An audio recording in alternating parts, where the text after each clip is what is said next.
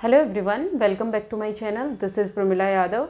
Last class में हमने principle of development की प्रिंसिपल्स के बारे में डिस्कस किया था। उसमें हमने देखा था जो डेवलपमेंट है वो एक कॉन्टिन्यूस चलने वाली प्रक्रिया है, वो एक सतत चलने वाली प्रक्रिया है जो गर्भ से लेकर कब्र तक चलती है। डेवलपमेंट है वो सिंपल से कॉम्प्लेक्स होता है। पहले बच्चा सरल चीज़ें सीखता है, फिर कठिन पर जाता है। डेवलपमेंट है वो जनरल टू स्पेसिफिक होता है, सामान्य से विशिष्ट होता है। डेवलपमेंट प्रेडिक्टेबल होता है। डेवलपमेंट एक ऑर्डर में, एक सिस्टम में, एक सीक्वेंस में होता है। डेवलपमेंट में परमानेंट चेंजेस होते हैं। डेवलपमेंट है वो मैचुरेशन एंड लर्निंग के कारण होता है। डेवलपमेंट है क्वांटिटेटिव और क्वालिटेटिव दोनों प्रकार का होता है। फिर उसमें हमने देखा था जो डेवलपमेंट है, सभी प्रकार के जो एरियाज हैं, टाइप्स ऑफ डेवलपमेंट है, सभी एक दूसरे से इंटर रिलेटेड होते हैं। डेवलपमेंट है वो बहुआयामी होता है, मल्टी डायमेंशनल होता है। डेवलपमेंट है वो निरंतर चलने वाली प्रक्रिया है। फिर उसके बाद हमने देखा था जो डेवलपमेंट है उसकी 3 डोमेन्स होती हैं, जिसमें एक फिजिकल डोमेन, फिर कॉग्निटिव डोमेन और फिर सोशियो इमोशनल डोमेन। अगर आपने ये वीडियो नहीं देखी है तो क्लास 2 है, उसमें मैंने प्रिंसिपल ऑफ डेवलपमेंट के बारे में डिटेल में डिस्कस किया है। आप वहाँ जाकर वो वीडियो देख सकते हैं। आज हम बात करने वाले हैं factor influencing growth and development. Factors influencing growth and development. Development वृद्धि और विकास को प्रभावित करने वाले कौन कौन से कारक होते हैं, ये अपने आप में एक इम्पॉर्टेंट टॉपिक है, आप आराम से समझिएगा। पहले हम बात करते हैं इंटरनल फैक्टर्स की। किसकी बात करते हैं? Internal factors. इंटरनल फैक्टर्स का मतलब होता है आंतरिक कारक। आंतरिक कारक वो कारक होते हैं जो किसी भी इंडिविजुअल के अंदर ही समाहित होते हैं। ऐसे कारक जो किसी भी बच्चे के अंदर ही अवेलेबल होते हैं, मौजूद होते हैं, जो उसकी ग्रोथ और डेवलपमेंट को प्रभावित करते हैं। आंतरिक कारक में क्या क्या आएगा? सबसे पहले हम बात करें, आंतरिक कारक में आती है हेरिडिटी। क्या आती है? हेरिडिटी, जिसको हम कहते हैं अनुवांशिकता। अनुवांशिकता है वो बच्चे का इंटरनल कारक होता है, उसके ग्रोथ एंड डेवलपमेंट को प्रभावित करने वाला। इसको समझते हैं। हेरिडिटी है वो क्या होती है? हेरिडिटी में वो करेक्टरिस्टिक्स होती हैं जो बच्चे के इमीडिएट पेरेंट्स होते हैं, मतलब बच्चे के जो माता पिता होते हैं, उनके गुणसूत्र, उनके जीन्स के थ्रू जो विशेषताएं, जो करेक्टरिस्टिक्स बच्चे में ट्रांसफ़र हुई हैं, वो सभी हेरिडिटी में आती हैं, वो सभी आनुवांशिकता में आती हैं। आनुवांशिकता में बहुत सारी चीज़ें क्या क्या इंक्लूडेड होती हैं? आनुवांशिकता में इंक्लूडेड होती है लंबाई, मतलब हाइट, किसी भी बच्चे की लंबाई कितनी है वो हेरिडिटी में आती है। बच्चे का वज़न कितना है, बच्चे का भार कितना है, वो भी आनुवांशिकता में आता है। उसके अलावा बच्चे का जो हेयर का कलर है वो भी बच्चे की आनुवांशिकता पर डिपेंड करता है। उसके बाद हेयर की बनावट कैसी है, बालों की बनावट कैसी है, वो भी बच्चे की हेरिडिटी पर डिपेंडेंट होती है। बच्चे का स्किन का कलर कैसा है, बच्चे का स्किन टोन कैसा है, वो भी बच्चे का हेरिडिटी पर प्रभावित डिपेंडेंट होता है। उसके अलावा बच्चे की आई का जो कलर है वो भी किस पे डिपेंडेंट होता है? हेरिडिटी पर डिपेंडेंट होता है। बच्चे की लंबाई कितनी है, अगर उसके पेरेंट्स लंबे हैं तो बच्चे की लंबाई भी ज़्यादा होगी। उसका वजन कितना है, बच्चे का हेयर का कलर कैसा है, उसके ब्लैक हेयर्स हैं या उसके ब्राउन हेयर्स हैं, वो भी हेरिडिटी पर डिपेंडेंट होता है। बालों की बनावट कैसी है, उसके स्ट्रेट हेयर हैं या कर्ली हेयर्स हैं, वो भी हेरिडिटी पर ही डिपेंडेंट होता है। स्किन का कलर वो गोरा है या सांवला है। फिर उसके बाद आई का कलर, उसकी आईज़ का कलर क्या है, ये सब डिटरमाइन करता है हेरिडिटी। हेरिडिटी है वो बच्चे की ग्रोथ एंड डेवलपमेंट का एक स्टार्टिंग पॉइंट होता है, जहाँ से बच्चे की ग्रोथ एंड डेवलपमेंट है वो शुरू होती है। बच्चे की ग्रोथ एंड डेवलपमेंट कहाँ से शुरू हो जाती है? जब बच्चा माँ के गर्भ में आता है, वहाँ से बच्चे का जो ग्रोथ एंड डेवलपमेंट है वो शुरू हो जाती है। और शुरू होने के पीछे का कारण क्या होता है? हेरिडिटी होती है। जिस भी प्रकार की करेक्टरिस्टिक्स बच्चे के माता पिता के थ्रू बच्चे तक आई, वहीं से ही बच्चे की ग्रोथ एंड डेवलपमेंट है वो शुरू होता है। इसीलिए लिए हेरिडिटी है वो सबसे इम्पोर्टेंट टॉपिक, इम्पोर्टेंट पॉइंट होता है बच्चे की ग्रोथ एंड डेवलपमेंट के लिए। हेरिडिटी ही ये डिटरमाइन करेगी कि बच्चे का ग्रोथ और डेवलपमेंट है वो किस तरह का होता है। हालांकि वातावरण है वो बिल्कुल प्रभावित करता है, हम नेक्स्ट अभी एक्सटर्नल फैक्टर पढ़ेंगे तब देखेंगे, लेकिन हेरिडिटी है जहाँ से बच्चे की ग्रोथ एंड डेवलपमेंट है वो शुरू होती है। फिर उसके बाद हम दूसरे पॉइंट की बात करें, वो होती है इंटेलिजेंस। इंटेलिजेंस का मतलब क्या हो गया? बुद्धि।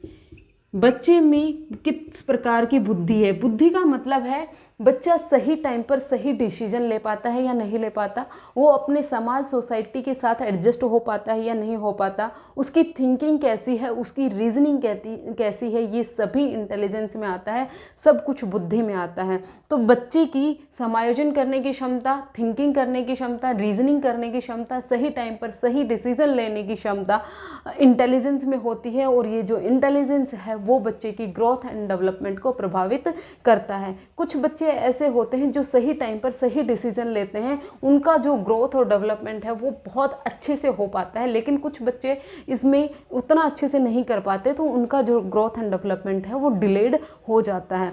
हर एक प्रकार का डेवलपमेंट दूसरे से रिलेटेड होता है।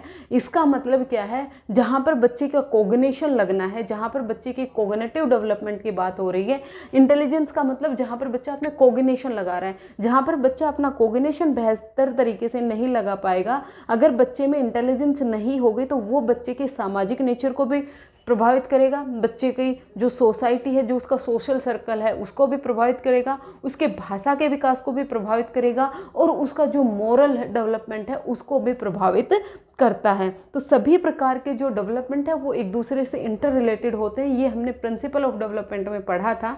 तो यहाँ पर वो काम करेगा, अगर बच्चे की जो इंटेलिजेंस है वो कम या ज़्यादा है, वो दूसरे टाइप्स ऑफ डेवलपमेंट को भी प्रभावित करता है। फिर उसके बाद हम बात करते हैं तीसरा पॉइंट, जिसको हम बोलेंगे बायोलॉजिकल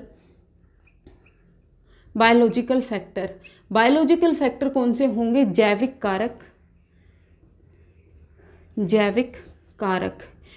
कारक में क्या आएगा? जैविक कारक में आएगा बच्चे की किस तरह की शरीर की संरचना है, उसका फिजिक किस तरह का है। मान लीजिए किसी बच्चे की कोई एक शारीरिक डिफॉर्मिटी है, शारीरिक डिफॉर्मिटी में हो सकता है कि बच्चे के पैर ढंग से काम नहीं करते हैं, बच्चा ठीक से चल नहीं पाता है, या फिर बच्चा देख नहीं पाता है, या बच्चा सुन नहीं पाता है। ये क्या है? उसकी फिजिकल डिफॉर्मिटी है। उसके नर्वस सिस्टम में अगर कोई डिफॉर्मिटी है, नर्वस सिस्टम है वो हमारे सभी बॉडी पार्ट्स को कंट्रोल करता है, अगर उसके नर्वस सिस्टम में कहीं डिफॉर्मिटी है तो वो बाकी जितने भी फंक्शन हमारी बॉडी को करने हैं वो सभी डिलेड हो जाते हैं। अगर बच्चे का शारीरिक डेवलपमेंट अच्छे से नहीं हुआ है, अगर बच्चे में शारीरिक कोई डिफॉर्मिटी है तो वो उसके कोग्निशन को भी प्रभावित करेगी, वो उसके सोशल जो डेवलपमेंट है उसको भी प्रभावित करेगी, वो उसके संज्ञानात्मक को भी प्रभावित करेगी। मतलब ये सभी एक दूसरे से इंटर रिलेटेड होते हैं। अगर एक प्रकार की कहीं कमी है, अगर बच्चा चल नहीं पा रहा है तो वो खेलकूद में भाग नहीं ले पाएगा, खेलकूद में भाग नहीं ले पाएगा तो वहाँ पर जो प्लेग्राउंड में दोस्त बनते हैं, क्योंकि ये कहा जाता है कि बच्चे का जो सोशल डेवलपमेंट है वो सबसे ज़्यादा प्लेग्राउंड में होता है। वो एक दूसरे के साथ वहाँ पर सिंपैथी सीखता है, एम्पैथी सीखता है, एक दूसरे के साथ फ्रेंडशिप करना सीखता है। इन सब में बच्चा पिछुड़ जाता है। अगर बच्चे में कोई बुद्धि से रिलेटेड कोई प्रॉब्लम है, जैसे हम इंटेलिजेंस की बात कर रहे थे, तो वो उसके जो दूसरा इमोशनल है उसको भी प्रभावित करेगा, वो उसके सोशल को भी प्रभावित करेगा। आपको याद रखना है, फैक्टर चाहे कोई भी हो वो दूसरे टाइप के डेवलपमेंट को भी प्रभावित करता है, दूसरे टाइप के विकास को भी प्रभावित करता है। तो ये जो बायोलॉजिकल फैक्टर हैं ये भी बच्चे के विकास को प्रभावित करेंगे। फिर उसके बाद हम बात करें सोशल नेचर है, ये भी बच्चे के ग्रोथ एंड डेवलपमेंट को प्रभावित करता है। मतलब जो बच्चे की सामाजिक प्रकृति है वो भी बच्चे की ग्रोथ एंड डेवलपमेंट को प्रभावित करेगी। सोशल नेचर में क्या आएगा? कुछ बच्चे ऐसे होते हैं जो दूसरों के साथ बहुत जल्दी घुल मिल जाते हैं, मतलब जो एक्सट्रोवर्ट्स होते हैं। सोशल नेचर में एक्सट्रोवर्ट्स होंगे, वो बहुत जल्दी दूसरों के साथ घुल मिल जाएंगे, बहुत जल्दी दूसरों के साथ फ्रेंडशिप कर लेंगे, उनका एक सोशल सर्कल अच्छा होता है। लेकिन कुछ लोग ऐसे होते हैं, वो कैसे होते हैं? इंट्रोवर्ट्स होते हैं वो बहुत जल्दी घुलते मिलते नहीं हैं, उनके बहुत कम दोस्त होते हैं, वो एकांत में रहना पसंद करते हैं। तो बच्चे का किस तरह का सोशल नेचर है, एक्सट्रोवर्ट है या फिर वो इंट्रोवर्ट है, ये भी बच्चे के ग्रोथ एंड डेवलपमेंट को प्रभावित करता है, बच्चे की जो विकास और वृद्धि है उसको प्रभावित करता है। तो इंटेलिजेंस भी करेगी, हेरिडिटी भी करेगी, बायोलॉजिकल फैक्टर भी करेगा और सोशल नेचर है वो भी प्रभावित करता है। फिर उसके बाद एक पॉइंट और आता है जिसको हम कहते हैं emotional factors. Emotional factor, emotional factors का मतलब क्या हो गया, सांवेगिक कारक। सांवेगिक कारक, बच्चे का इमोशनल स्टेटस किस तरह का है वो भी बच्चे की ग्रोथ एंड डेवलपमेंट को प्रभावित करता है। कुछ बच्चे ऐसे होते हैं जो बहुत जल्दी स्ट्रेस में आ जाते हैं, वो हमेशा डरे हुए होते हैं, कोई भी प्रॉब्लम उनके सामने आती है वो बहुत जल्दी डर जाते हैं, बहुत जल्दी रोने लग जाते हैं, बहुत जल्दी स्ट्रेस में आ जाते हैं, तो वो उसके ग्रोथ एंड डेवलपमेंट को प्रभावित करते हैं। बच्चे का जो इमोशनल स्टेटस है वो बच्चे की सोशल डेवलपमेंट को भी प्रभावित करता है। बच्चा किस तरह की इमोशंस हैं, अगर वो बहुत ज़्यादा खुशमिजाज नहीं है तो उसका सोशल सर्कल नहीं बन पाता, बहुत जल्दी लोग उसके फ्रेंड नहीं बनते। अगर वो हमेशा डिप्रेशन में रहता है तो लोग उससे दूर होना शुरू हो जाते हैं।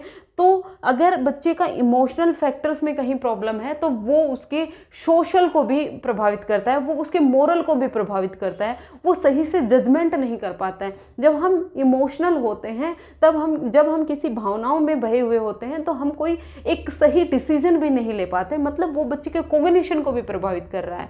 तो बच्चे की जो इमोशनल फैक्टर्स हैं वो भी बच्चे की ग्रोथ एंड डेवलपमेंट को प्रभावित करते हैं। ये 5 इंपॉर्टेंट ऐसे कारक हैं जो बच्चे के इंटरनल फैक्टर होते हैं जो ग्रोथ एंड डेवलपमेंट को प्रभावित करते हैं। यहाँ से आपसे डायरेक्ट क्वेश्चन भी पूछ लेगा, आपसे 4 ऑप्शन दे देगा कि कौन कौन से ऐसे फैक्टर हैं जो इंटरनल है या फिर कौन सा एक ऐसा फैक्टर है जो इंटरनल नहीं है। तो आपको ये याद रखने हैं कि कौन कौन से फैक्टर इंटरनल फैक्टर में आएंगे। जो बच्चे के अंदर समाहित हैं वो सभी फैक्टर कौन से होते हैं, इंटरनल होते हैं, आंतरिक कारक होते हैं। फिर उसके बाद अगर हम बात करें एक्सटर्नल फैक्टर्स की, एक्सटर्नल फैक्टर्स का मतलब होता है बाह्य कारक, बाहरी कारक। बाह्य कारक जो बच्चे के अंदर नहीं है लेकिन वो बच्चे के वातावरण में कहीं है। ऐसे कारक जो बच्चे के वातावरण में प्रेजेंट हैं वो बच्चे के ग्रोथ एंड डेवलपमेंट को प्रभावित करते हैं। उसमें सबसे पहले आता है warm of mother, environment of warm of mother. Mother के जो वॉर्म है, माँ के गर्भ में किस तरह का इन्वायरमेंट है वो बच्चे की वृद्धि और विकास को प्रभावित करता है। यहाँ पर बच्चे कंफ्यूज होते हैं। वॉर्म ऑफ मदर का जो एनवायरनमेंट होता है उसको हम इंटरनल फैक्टर मान लेते हैं। इंटरनल फैक्टर जो बच्चे के अंदर जो चीज़ें अवेलेबल हैं सिर्फ वो आएंगी। बच्चे के बाहर होता है माँ का जो गर्भ होता है, तो माँ का जो गर्भ है वो एक्सटर्नल फैक्टर में आएगा। अब ये किस तरह से प्रभावित करता है? सबसे पहले जो माँ का न्यूट्रिशन लेवल है, माँ किस तरह का खान पान ले रही है, वो बच्चे के शारीरिक विकास को प्रभावित करेगा। उसके अलावा बच्चे की माँ का इमोशनल स्टेटस कैसा है, क्या वो खुश रहती है, क्या वो दुखी रहती है। अगर माँ खुश रहती है तो बच्चा भी खुश होएगा, वो बच्चे की इमोशनल जो स्टेटस है उसको प्रभावित करेगा। फिर उसके बाद माँ का कोग्निशन किस तरह का है। अगर माँ इंटेलिजेंट है तो बच्चा भी इंटेलिजेंट होगा, मतलब बच्चे की बुद्धि को भी प्रभावित कर रही है। माँ किस तरह के एरिया में रह रही है, क्या वहाँ पर कोई अल्ट्रावायलेट रेज या हार्मफुल रेज तो रिलीज़ नहीं हो रही है, वहाँ पर कोई हार्मफुल गैस तो रिलीज़ नहीं हो रही है जो माँ के स्वास्थ्य को ख़राब करे, माँ कोई धूम्रपान तो नहीं कर रही है, या फिर माँ ड्रिंक तो नहीं करती है। ये सब चीज़ें बच्चे के उसको वृद्धि और विकास को प्रभावित करेंगे। माँ के गर्भ में एक बच्चा है या फिर 2 बच्चे हैं, वो भी उसको प्रभावित करते हैं। उसके अलावा बच्चे का बर्थ ऑर्डर, पहले नंबर का बच्चा है या दूसरे नंबर का बच्चा है या तीसरे नंबर का बच्चा है, ये भी बच्चे की वृद्धि और विकास को प्रभावित करता है। उसके अलावा बच्चे की डिलीवरी किस तरह की हुई है, क्या बच्चे की नॉर्मल डिलीवरी हुई है या बच्चे की अब नॉर्मल डिलीवरी हुई है, वो भी बच्चे के वृद्धि और विकास को प्रभावित करता है। फिर उसके अलावा मतलब माँ के गर्भ में जब बच्चा 9 महीने रहता है, बच्चा किन किन चीज़ों के एक्सपोजर में आया, वो सभी चीज़ें बच्चे की वृद्धि और विकास को प्रभावित करती हैं। फिर उसके बाद दूसरा होता है environment of the child after birth. After birth. जब बच्चा जन्म ले चुका है उसके बाद बच्चे के आसपास का एनवायरनमेंट किस तरह का है वो बच्चे के वृद्धि और विकास को प्रभावित करेगा। बच्चा किस तरह के एरिया में रह रहा है, वहाँ पर साफ़ हवा साफ़ पानी अवेलेबल है या नहीं है, वहाँ की सोसाइटी कैसी है, वहाँ के लोग कैसे हैं। अगर बच्चा चोर डाकुओं के एरिया में रहेगा तो बच्चा चोर डाकू ही बनेगा। अगर बच्चा एक सभ्य समाज में रहता है तो वो भी एक सभ्य नागरिक बनेगा।